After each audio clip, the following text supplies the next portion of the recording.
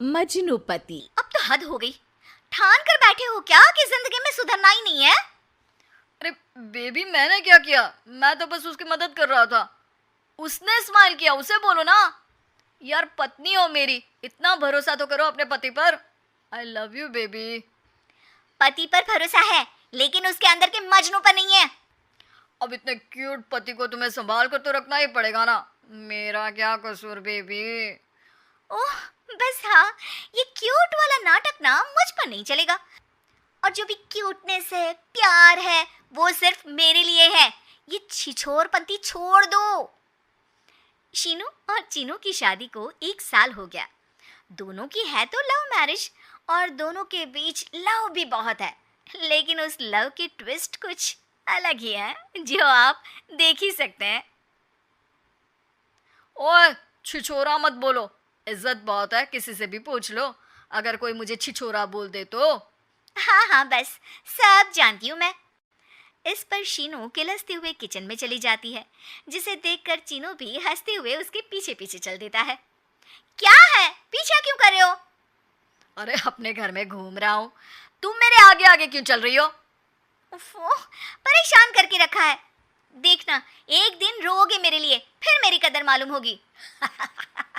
अरे चल झूठी। इसी तरह दिन बीतते हैं और दोनों की नोक झोंक के साथ हंसी खुशी लाइफ चल रही होती है। एक दिन दोनों शॉपिंग के लिए मॉल जाते हैं। आज देखो कैसे तुम्हारी जेब खाली कराती हूँ। अरे मेरी जेब में तो कुछ है ही नहीं, खाली क्या करोगी? अकाउंट में तो है ना? अरे ठीक है, जा शीनू जा, जी ले अपनी जिंदगी। मैं वॉशरूम होकर आता हूँ। चीनू वहां से चला जाता है और शीनू ज्वेलरी शॉप में जाती है, लेकिन वहां कोई भी उसकी बात तक सुनने को तैयार नहीं होता। अरे यार, मैं भी कस्टमर हूँ, मुझ पर कोई ध्यान क्यों नहीं दे रहा? इतने में चीनू भी वहां आ जाता है। करा लिया अकाउंट खाली? कहाँ? देखो ना, कोई मेरी बात तक नहीं सुन रहा, सब बिजी हैं। ऐसा क्या? Excuse me, can you please? Chinu के इतना बोलते ही अटेंडेंट तुरंत उसके पास आ जाती है, जिसे देखकर शीनू हैरान रह जाती है। हैरान तो ऐसे हो रही हो जैसे अपने पति को जानती ही नहीं। हाँ हाँ बिल्कुल, मजनू को कैसे भूल सकती हूँ? पर मजनू अब शादीशुदा है, ये मत भूले। शीनू अपनी शॉपिंग कंटिन्यू करती है और कुछ देर बाद सारी शॉपिंग खत्म करके दोनों कॉफ़ी पीने जाते हैं, जहाँ चीनू को रिया मिलती है, जो मिलती ही चीनू को गले लगा लेती है। ओह हाय चीनू, कितने टाइम बाद देखे। आज भी बिल्कुल वैसे ही क्यूट हो, जिसे देखते ही दिल फिसल जाए। इस पर चीनू शीनू को देखकर तुरंत रिया को दूर करते हुए कहता है, अरे रिया, मीट माय वाइफ शीनू। और शीनू, ये रिया है, कॉलेज फ्रेंड। अच्छा शादी कर ली? ओके मैं चलती हूँ, बाय। कॉलेज के मजनू, सब जानती हूँ कौन सी फ्रेंड है। वैसे वो मजनू वाली हरकतें आज तक बंद नहीं हुई ना। गले तो देखो कैसे लगाया था, जैसे उसकी पर्सनल प्रॉपर्टी हो। भूलो मत, तुम सिर्फ मेरी प्रॉपर्टी हो, और इस प्रॉपर्टी पर किसी ने नजर डाली या तुमने किसी को देखा भी तो दोनों की आंखें नोच लूंगी।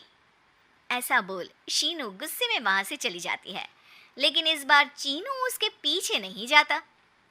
अरे बिना कुछ करे सुना गई, अपने आप आएगी वापस। चीनू शीनू का इंतजार करते हुए वहीं बैठ जाता है। इसी तरह कुछ घंटे बीत जाते हैं, लेकिन ना शीनू वापस आती है और ना ही उसका फोन आता है। जिस पर चीनू घर पहुंच जाता है, पर शीनू वहां भी नहीं होती। ये सब देख वो बहुत परेशान हो जाता है। अरे ये कहाँ गई? इतनी देर हो गई, अभी तक तो उसे वापस आ जाना चाहिए था।